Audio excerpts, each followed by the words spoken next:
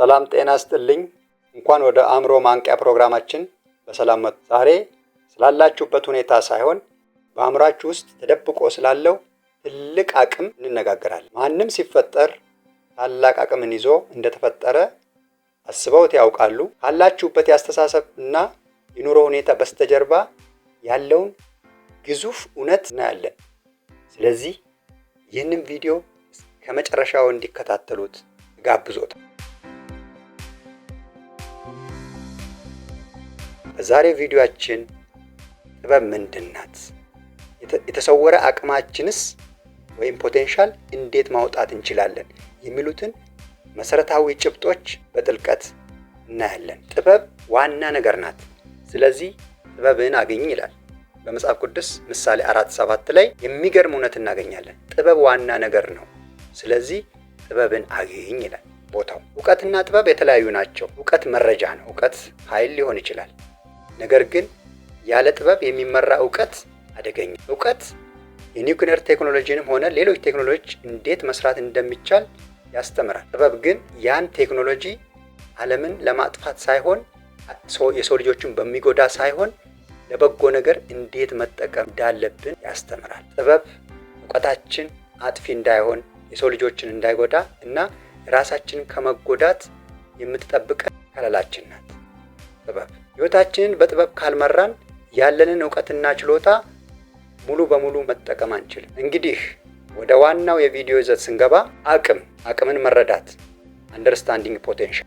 ፖቴንሻል ማለት ምን ማለት ነው የሚለውን ቃል በትርጉሙ የሰው ልጅ በተፈጥሮ የተሰጠው አቅም ሳይወጣ ከቀረ ዶርማንት ነው ይባላል። ፖቴንሻል ማለት ተጠራቅሞ የተቀመጠ ኃይል፣ ያልተጠቀሙበት ስኬት፣ ገና ያልታየ ነገር ግን በአንተ ውስጥ ያለ የእውነተኛ ማንነት ማለት። በዚህ ምድር ላይ ያለ ማንኛውም ነገር የተጀመረው ከአቅም ነው፣ ከፖቴንሻል ነው።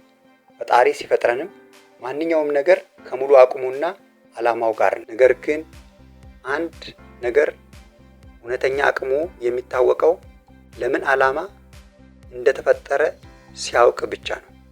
የነገሮችን አፈጣጠርና ዓላማ ካልተረዳን ያለውን እውነተኛ ሀብት ማየት አንችልም። እስኪ በእጃችሁ ላይ የአንድ የበቆሎ ዘር ያዙና እንደያዛችሁትም አስቡትና ያንን ዘር በደንብ ካልተመለከታችሁት ቀላል ትንሽ ፍሬ ናት ብላችሁ ልታስቡ ትችላላችሁ። ነገር ግን እውነታው ምንድን ነው?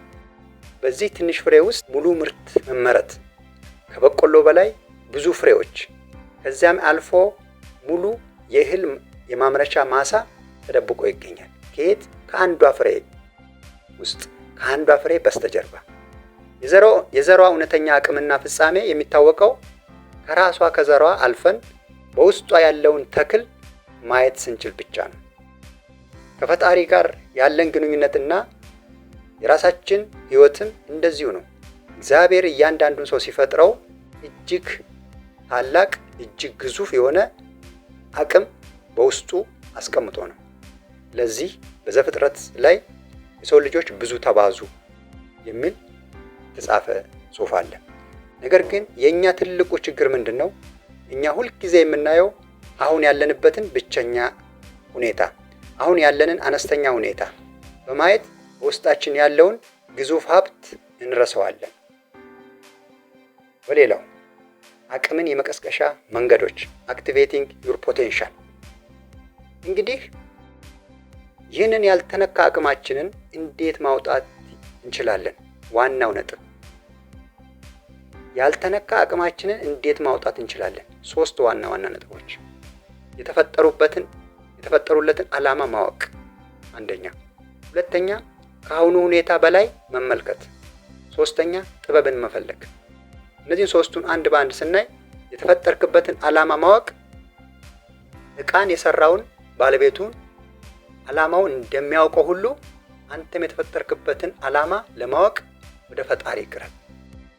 ሁለተኛው ከአሁኑ ሁኔታ በላይ ተመልከት። አሁን ካለበት በላይ